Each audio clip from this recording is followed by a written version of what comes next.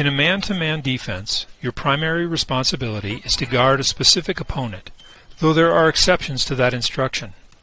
In a zone defense, your primary responsibility is to guard an area of the court, referred to as a zone. But there are exceptions to that instruction as well. Zones are normally circular in shape and about 10 to 15 feet across. The size of the zone normally depends on the mobility of the defender guarding that zone. There are several zone defensive sets. They're referred to by a series of numbers. The numbers represent a count of zones that are set up across the court, starting at half court and working down to the baseline. For example, a 2-1-2 zone defense has 2 zones, each centered at the elbow of the free throw lane, 1 zone in the center of the lane, and 2 more zones located near the blocks. Those are the large rectangular marks along the free throw lane near the baseline.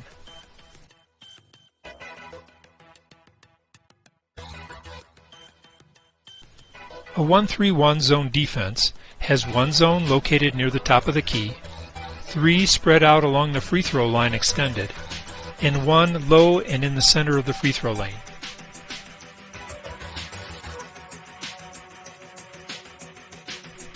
A 1-2-2 zone defense has 1 zone at the top of the key and 4 more at each corner of the lane.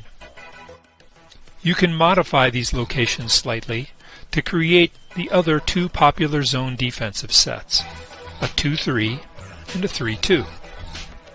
You've probably already recognized that the numbers in the name of a zone defensive set always add up to 5, the number of defensive players on the court. That's because each zone will be guarded by a single defender. The defender will be focused on keeping the ball out of their zone by preventing the offense from moving people into their zone or passing or dribbling the ball into their zone. Each defender starts at the home position of their zone, which is located in the center of the circle.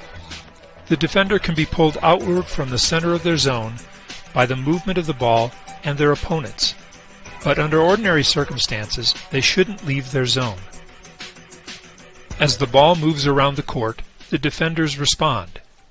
The amount of their response depends on how close the ball is to their zone. The closer the ball, the more the defender is drawn toward the ball and toward the edge of their zone. As the ball moves away, the defenders move back toward the center of their zone.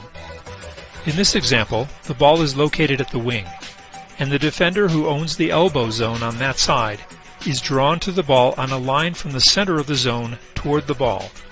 Other defenders are also drawn to the ball, but to a lesser extent. If an opponent without the ball enters your zone, you guard them just as you would if you were in a man-to-man defense. Chest to your opponent, body between your opponent and the basket, one hand in the passing lane, and the other on your opponent. If you're located down on the block, it might be a better strategy to front your opponent and get help from behind from a teammate in the event that your opponents try to pass over your head. If you don't have an opponent in your zone, you should assume a good athletic stance, ready to move quickly and to go high or low to intercept or block a pass. Don't let opponents move through your zone.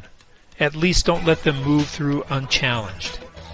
As an opponent approaches your zone, you should move to screen or pick them. Under no circumstance should anyone be allowed to pass through the lane unblocked and in a straight line. So how do you keep track of the ball and everyone on the offense so that you can respond to the movement of the ball and stop opponents from entering your zone in the lane? Well, you can't be lazy, that's for sure. Instead, you have to be moving all the time, and that includes your head. Keep looking around to verify where every opponent is located. When you can't look all around, use your hands to reach behind you and feel around.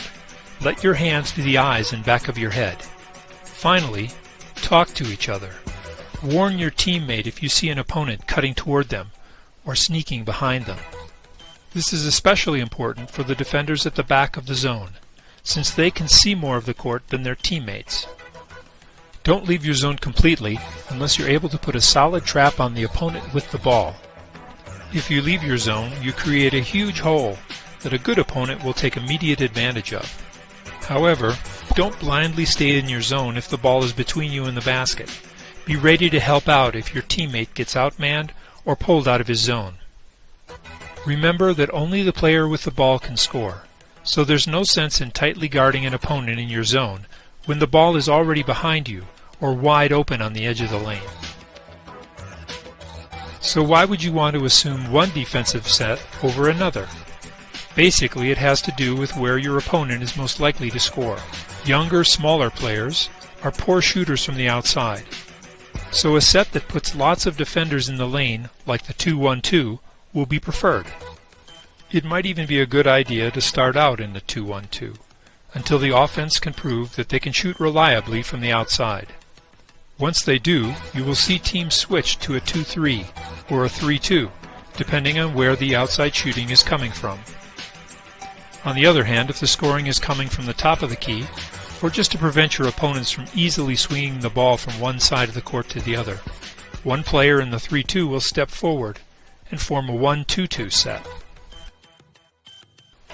There are some defensive sets that are part zone and part man-to-man. These hybrid defensive sets are usually used when one or two opponents are significantly better players than the rest of their team. If there's one superstar on the other team, a common defense to apply is called a box-and-one.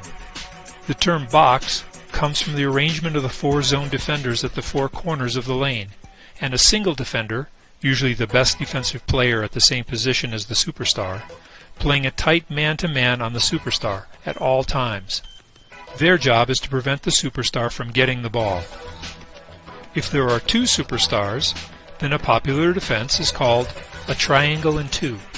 The term triangle comes from the arrangement of three zone defenders in a triangle in the lane, while the two best defenders take the two superstars and make their lives miserable.